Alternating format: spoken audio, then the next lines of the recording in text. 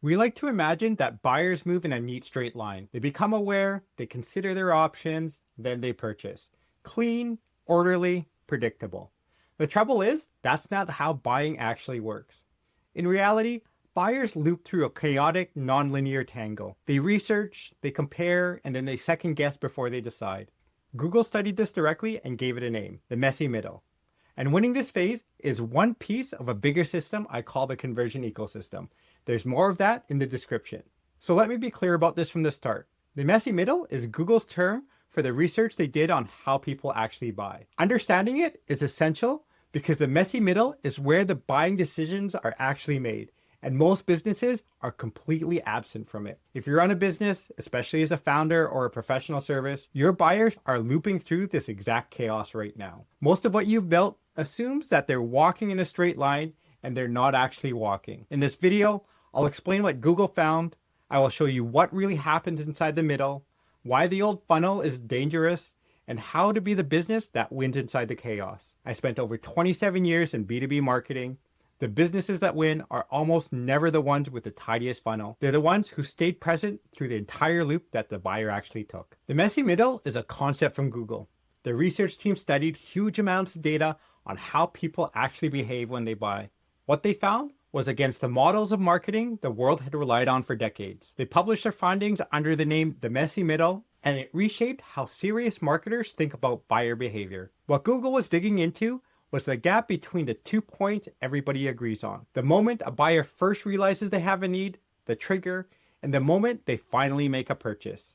The old model assumed the space between the 2 points was a clean, orderly progression. Google looked at what actually happened in that space, and they found something very different.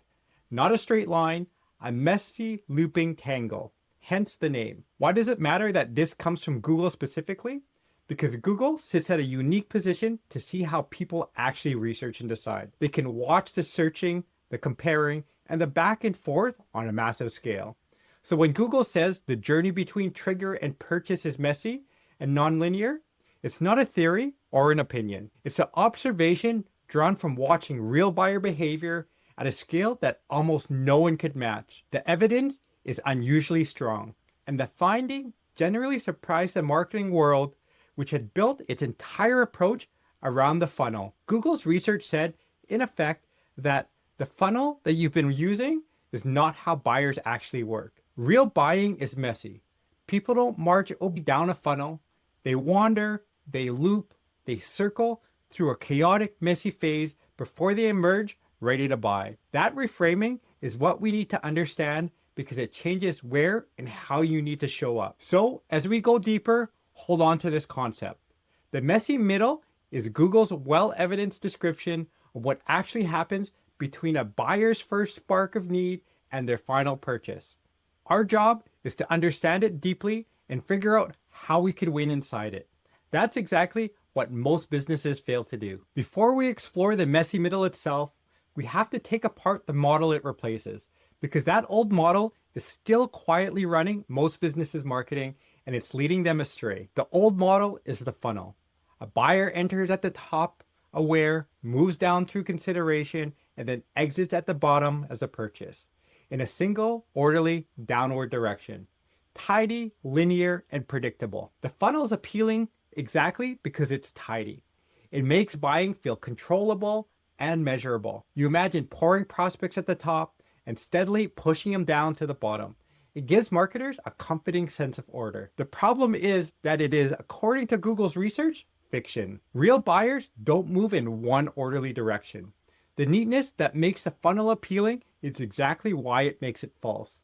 And believing the fiction leads to real, costly mistakes. If you believe buyers move in a straight line, you market in a straight line as well. A bit of awareness content at the top, a sales push at the bottom, and not much in between. But if the real action happens in a messy, looping middle, then marketing built for a straight line is absent from exactly the phase where decisions get made. The funnel does not just misdescribe buying, it actively steers your marketing away from where it actually matters. The funnel also sets you up to expect the wrong things. It tells you a prospect who enters should progress smoothly to purchase. So when they loop back, hesitate, or go quiet, you treat it as a failure or a lost lead. But Inside the messy middle, looping back and hesitating are normal. They're expected parts of the process. Misreading them as a failure, you give up on prospects who are actually doing what real buyers do. You abandon them right when staying present would have mattered most. So the funnel is not a harmless simplification. It's a dangerous fiction that misdirects your marketing and makes you misread normal buyer behavior as failure. Letting go of it is a necessary first step. Real buying is messy, and once you accept that, you can finally market to how buying actually works. Now, let's go inside the messy middle and see what's actually happening, because Google's research found a real structure within the apparent chaos. The messy middle is messy, but it isn't random. Buyers cycle between two distinct mental models over and over again. Understanding these two models is key for knowing how to influence the process. The first mode is exploration. In exploration, the buyer is expanding their options, opening up their field, gathering possibilities, and learning what's out there. Their mind is widening, they're discovering options they've never considered, and they're learning about their problem and broadening their sense of what is possible. Exploration is the expansive mode where the buyer is taking in more. The second mode is evaluation. In evaluation, the buyer is narrowing, comparing the options they've gathered, weighing them against the other, ruling things out, and moving towards a decision. Their mind is closing in on a choice. Evaluation is the reductive mode where a buyer is filtering down options. Where exploration opens things up, evaluation closes them down. And here's the crucial part that makes it messy. Buyers don't do this once in order. They loop between them again and again. They explore, expanding their options, then they evaluate, narrowing them down. Then they explore again, evaluating new options, then they evaluate again. Back and forth many times until they finally feel sure enough to decide. This looping between expansion and contraction over and over is the actual structure of the messy middle. It looks chaotic from the outside, but it's really just a repeated cycle of exploring and evaluating. Understanding these two modes tells you what the buyer needs from you at different moments. When they're exploring, they need help discovering and understanding options, content that opens up possibilities and teaches. When they're evaluating, they need help comparing and deciding, content that aids them in narrowing, that reassures, that gives them the proof and clarity to choose. A business that supports both modes, helping the buyer explore and helping them evaluate, becomes a trusted companion throughout the entire messy middle. Let's establish why the messy middle matters so much. It's where the decision actually gets made. Not at the trigger, not at the final purchase. It happens in the looping middle gradually as the buyer explores and evaluates their way towards confidence. By the time they reach the purchase, the decision has effectively already been formed in the messy middle. The purchase is just the formal act of carrying out the decision the messy middle actually produced. This follows directly from the looping structure. Each loop of exploration and evaluation moves the buyer closer to a conclusion. They explore, learn, evaluate, narrow, and with each cycle, their preference sharpens. The decision isn't a single moment. It's the buildup of many loops through the messy middle. So whoever shapes those loops shapes the decision, and whoever is absent from them has no say in the outcome. This is why being present only at the edges, a bit of awareness at the start, a sales push at the end, fails so badly. The edges are not where the deciding happens.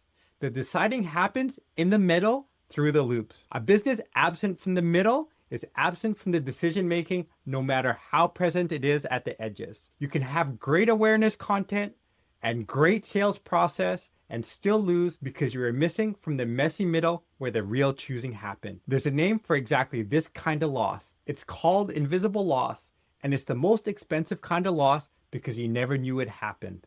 Closing that exact gap is what the conversion ecosystem is built to do.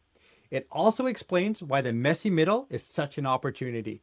Most businesses are built around the funnel.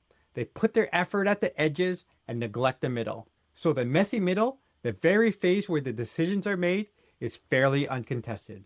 A business that deliberately shows up throughout the messy middle, supporting exploration and evaluation at every loop, can shape a buyer's decisions. Competitors who are absent don't get a say. It wins buyers in the phase that matters most, while others fight for the edges. So the messy middle is not just a more accurate picture of buyer behavior. It's the strategic center of gravity of the entire buying process. It's where decisions form, where influence is possible, and where most competitors are totally absent. Knowing that the deciding happens in the loops, not at the edges, tells you exactly where to focus. Be present, helpful, and trusted throughout the messy middle, because that's where the choice is actually made. So how do you win inside the messy middle? It comes down to being consistently present and genuine throughout the entire looping. You support the buyer on both modes, exploration and evaluation, across many cycles. Let me make that concrete because it translates into specific things you need to provide. First, you need to support exploration. Since buyers spend part of the messy middle expanding and learning, you need to provide content that helps them explore. Content that teaches them about their problem, opens up possibility, and helps them understand their options. When you're the source that helps a buyer make sense of the things during exploration, you become the trusted guide early. You begin shaping how they think about the whole decision. You're useful in the expansive mode, which earns you a place in the process. Second, you need to support evaluation. Since buyers also spend the messy middle narrowing and comparing, you need to provide content that helps them evaluate. Comparisons, proof, case studies, reasons to choose, reassurance that lowers the risk of deciding. When you help a buyer evaluate and gain confidence during the narrowing mode, you guide them towards a decision and ideally towards you. You are useful in this reductive mode, which helps you win the choice the loopings are building towards. Third, you need to be present across many loops, not just one. The messy middle involves repeated cycles, so a single appearance is not enough. You need to keep showing up through the buyer's looping across exploration and evaluation again and again. That way, they keep running into you, helpful and present.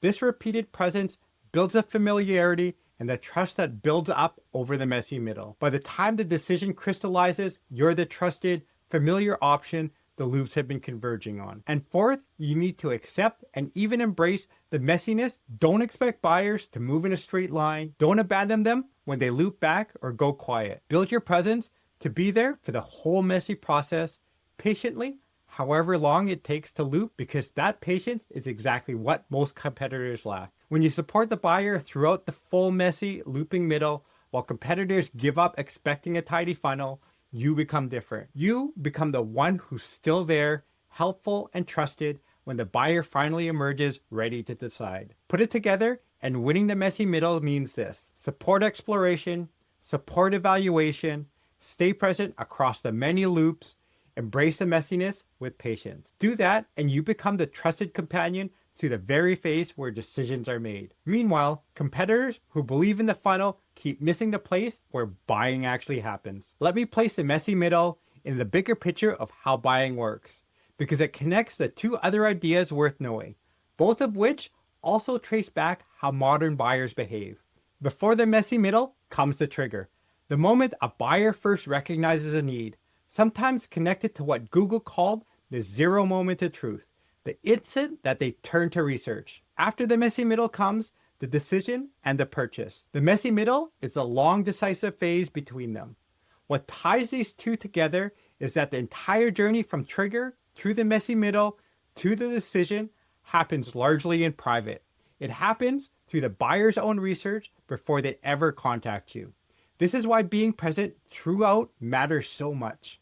You can't wait to engage until the buyer reaches out, because by then, the messy middle has already done its work and the decision is largely formed. You have to be present during the private looping, through your content and through visibility, because that's the only way to shape the process you're not directly part of. It also connects to the idea of shaping how the buyer thinks.